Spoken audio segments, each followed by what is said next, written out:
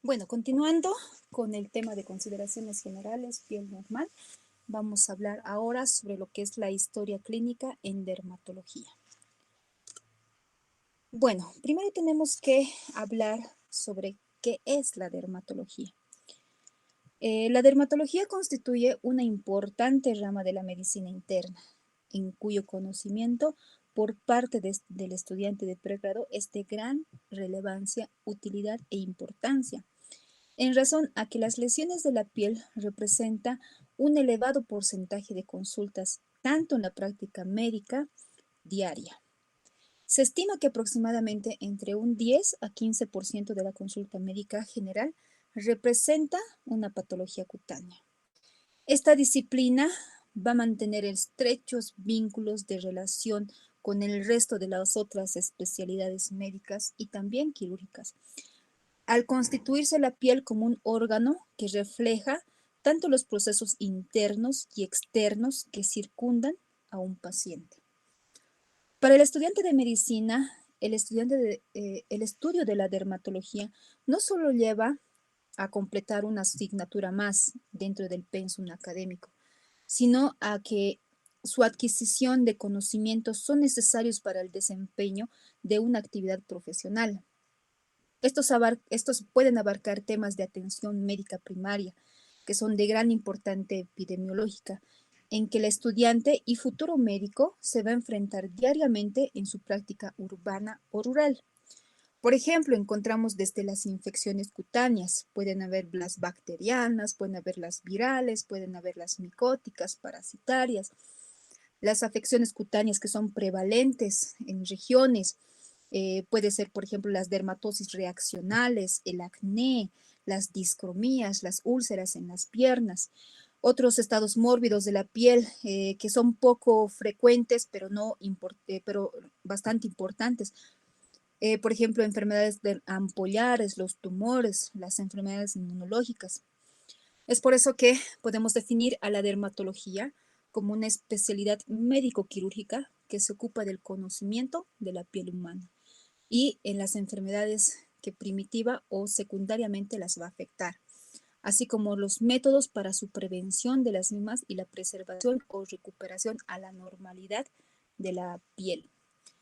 Dentro del abordaje del paciente, vamos a empezar a hablar dentro de la anamnesis la duración, la periodicidad, la evolución, la localización, los síntomas asociados, la gravedad y qué factores se encuentran relacionados. Es por eso que dentro de la anamnesis debemos de hablar sobre la cronología de las afecciones en piel, desde el momento del inicio hasta el final y qué tratamientos, por ejemplo, se pudo haber realizado en esa piel.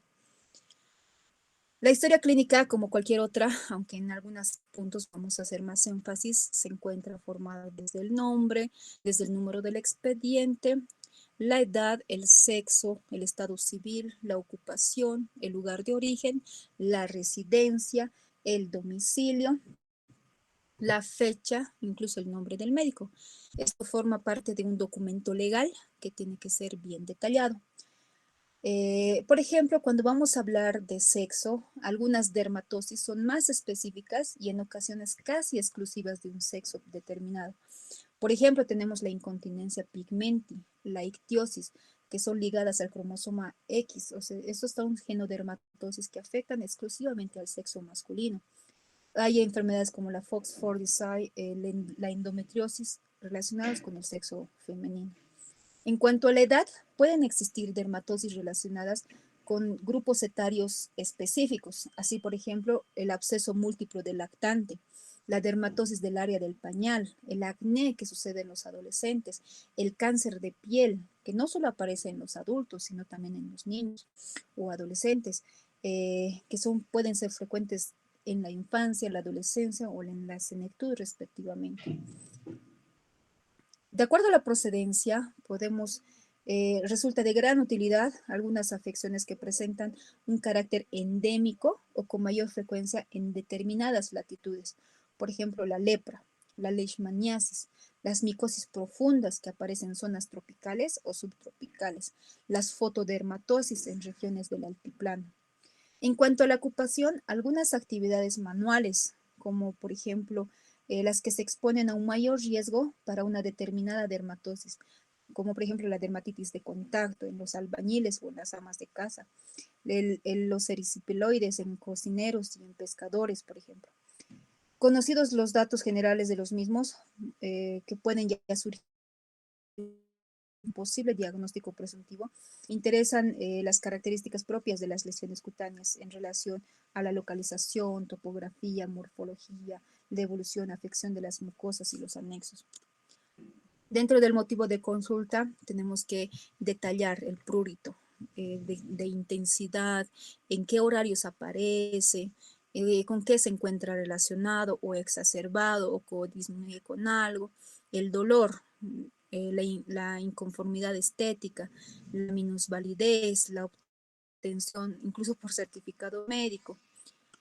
Dentro de los antecedentes médicos vamos a encontrar los antecedentes de patologías, por ejemplo, la inmunosupresión, los antecedentes farmacológicos, antecedentes sociales, los antecedentes familiares, ya que hay enfermedades que se encuentran ligadas a esto, ¿no? Familiares, por ejemplo, la psoriasis, antecedentes sociales, por ejemplo, en pacientes que viven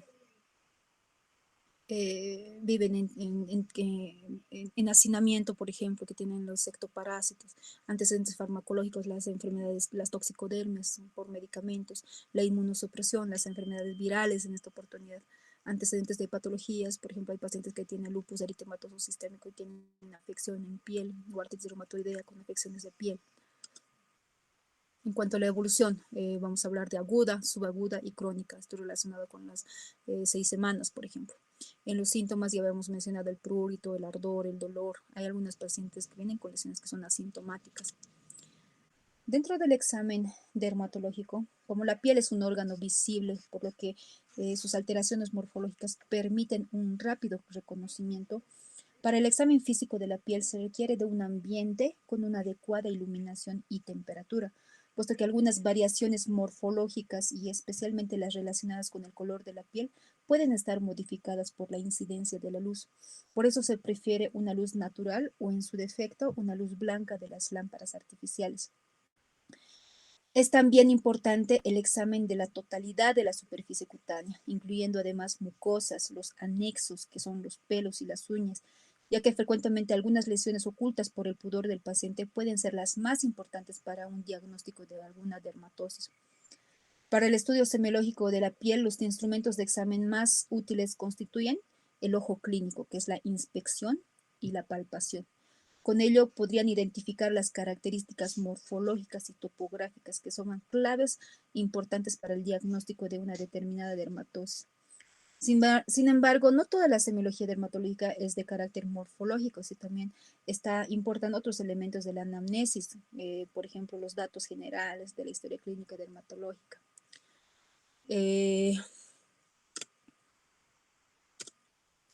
Dentro de los instrumentos que se tienen que utilizar para la exploración de la piel, tenemos que utilizar las lupas con luces, sobre todo la luz blanca.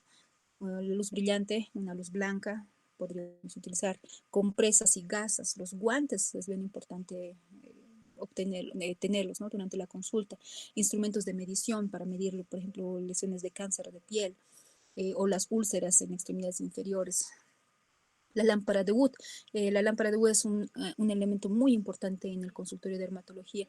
Este se caracteriza por tener un haz de luz que es emitido por una lámpara de mercurio, el cual tiene una longitud de aproximadamente entre 400 a 450 nanómetros. Este tipo de agua puede incidir o puede penetrar hasta la dermis, por lo que nos suele ser útil para el diagnóstico de ciertas enfermedades pigmentarias, metabólicas e incluso infecciones fúngicas.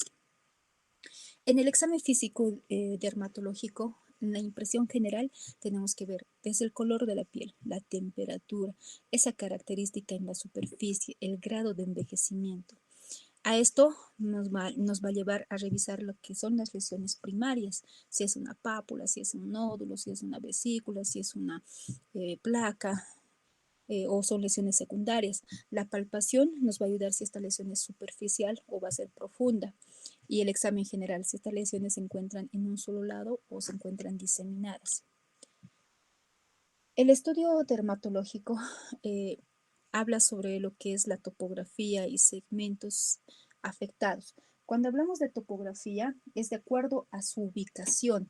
Las dermatosis pueden ser de forma localizadas o circunscritas, si acaso ocupan una sola región de la superficie corporal.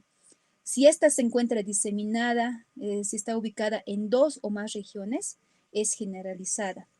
Y con una mayor extensión, que resulta más fácil y conveniente señalar los sitios de piel respetados y sin lesiones, es en la generalizada. O sea, la generalizada es más importante mencionar mejor qué zonas ya no se encuentran afectadas. Y la universal, en caso de las lesiones interesan en su totalidad de la superficie cutánea, afectando tanto mucosas como pelo y uñas. Es también importante señalar si las lesiones ocupan superficies de extensión. En un ejemplo, la psoriasis y el vitiligo están en zonas de extensión sobre todo. Mientras que las lesiones que están en zonas de flexión, en la dermatitis atópica o en los intertrigos, o estas si se localizan en las regiones de la piel que están expuestas a la intemperie, cubiertas por o que está cubierta por la ropa. También es importante determinar la simetría, si son simétricas o asimétricas. La localización también es bien importante mencionar porque hay patologías que solo llegan a afectar mucosas no, o suelen respetar palma de manos o planta de los pies, o más bien a contrario, ¿no? Solo afectan palma de manos y planta de los pies. La simetría, por ejemplo, en las enfermedades generadas por el herpes zóster, que solo va a afectar un hemitórax, no va a afectar en ambas.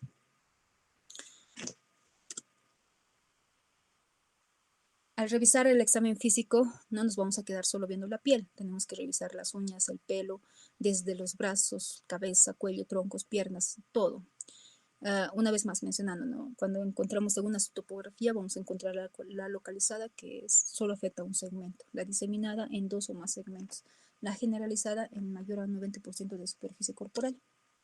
Dentro de la morfología, tenemos que identificar si son lesiones monomorfas o polimorfas.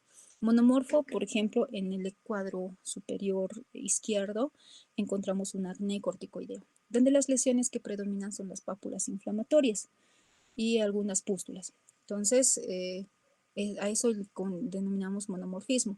Cuando hablamos de polimorfismo, en la imagen superior,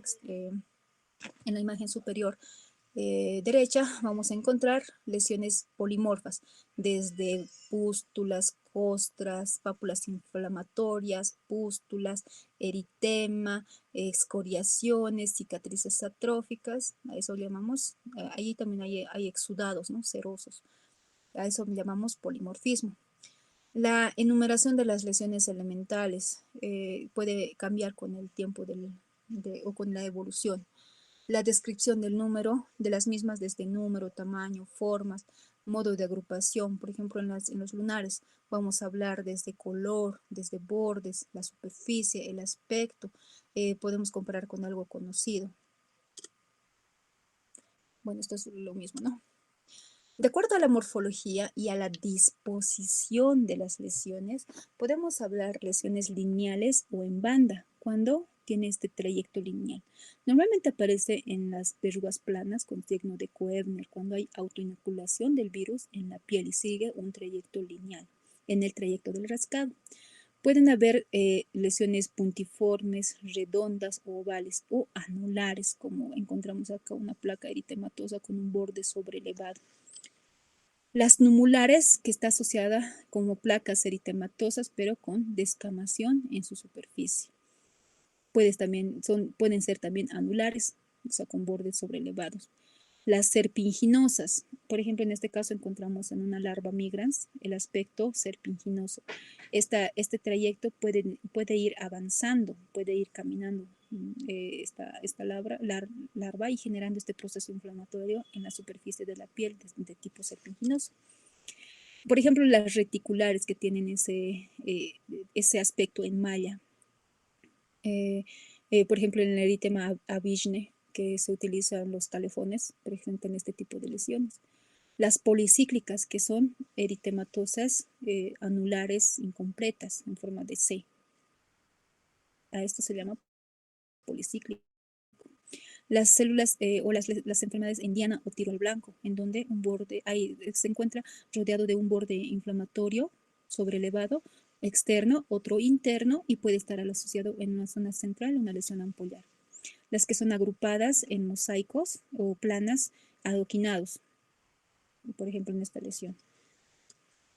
Habíamos hablado de la monomorfa, ¿no? En el acné corticoideo, en este caso, predominan más las lesiones papulares inflamatorias. Las polimorfas, acá encontramos una placa, 1, liquenificada, 2, descamativa, 3, con cerosis cutis, 4, o sea, piel seca, hay escoriaciones, 5, y eritema, 6. Entonces, es polimorfismo, ¿no? Porque hay distintos tipos de lesiones. En cuanto a la evolución, vamos a decir que es aguda entre días a 4 semanas o un mes. Subaguda entre 4 a 6 semanas, un mes y medio. Crónica mayor a 6 semanas a años. El resto de la piel y anexos es importante también, como les había mencionado, definirlas, evaluarlas, desde la evaluación del de la piel cabelluda, las cejas, las pestañas, las uñas, las mucosas, si hay afección, no solo de la mucosa oral, hay que revisar la ocular, la nasal y la genital o anorrectal. La palpación, la de los ganglios, puede estar asociada más a enfermedades inflamatorias. Enfermedades como la lepra, por ejemplo, deben examinarse con una semiología de la sensibilidad del dolor, ya que los troncos nerviosos se encuentran alterados. Los pacientes no sienten dolor, no sienten temperaturas, porque hay alteración nerviosa, ¿no? Puede estar asociada a alteraciones tróficas de la piel, músculo y huesos. Entonces, con la sensibilidad del dolor, de la temperatura, utilizamos, por ejemplo, la temperatura, el calor, el frío, el dolor. En cada extremidad se tiene que hacer una comparación. La fecha, el modo de inicio, la causa que haya generado esa lesión, la evolución que ha tenido durante la evolución, que el uso de remedios caseros, el nombre de medicamentos. Esto es bien importante siempre hacer o indagar en el paciente, ya que la mayoría de ellos vienen diciendo, sí, me tomé una pastillita redondita, blanquita, chiquitita, o he utilizado una cremita blanquita como colino, entonces no nos ayuda mucho porque hay muchos pacientes que pueden presentar reacciones alérgicas a estos medicamentos, y es importante siempre dirigir al paciente para que siempre trate de recordar qué tratamiento está haciendo. Dermatosis anteriores, otros padecimientos, esto hablamos cuando son dermatosis crónicas, también nos ayuda con el diagnóstico, ¿no? La presencia de familiares afectados, ya que pueden ser algunas infectocontagiosas o pueden ser heredadas.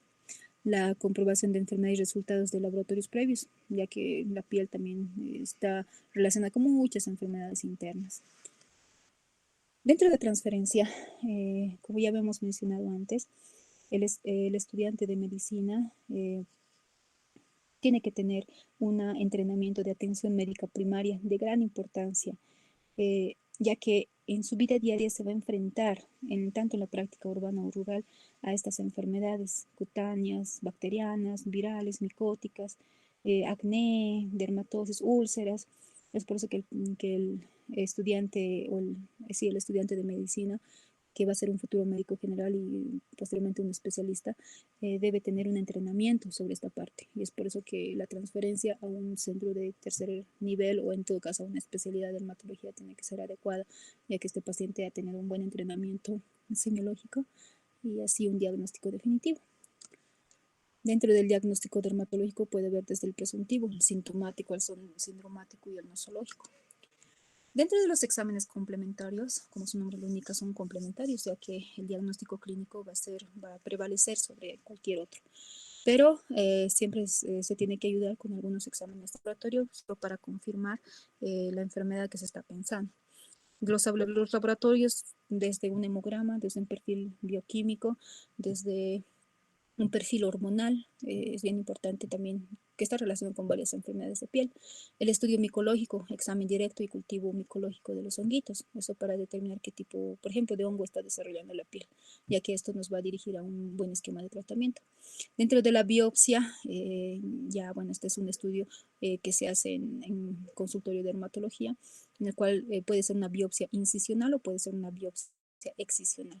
¿A qué me refiero como biopsia incisional? Es cuando se retira una parte de la lesión. Cuando hablamos biopsia excisional es cuando retiramos todo en su totalidad, ¿no?, de la lesión, y eso se manda a hacer un estudio histopatológico por el dermatopatólogo o por el patólogo. El curetaje, esto mediante una hoja de bisturí, se obtiene células que se encuentran en la superficie o de la enfermedad, o en todo caso contenido, por ejemplo en el herpes zóster, el contenido de las ampollas. Eso se puede sembrar en el portaobjetos y, bueno, mirarlo al microscopio. El diagnóstico clínico dermatológico definitivo tiene que ser integral si es posible. El tratamiento tiene que ser preciso y siempre se tiene que hacer un seguimiento en posterior momento, ¿no? Bueno, eso es todo con el primer tema de consideraciones generales y piel normal e historia clínica. Muchas gracias por su atención.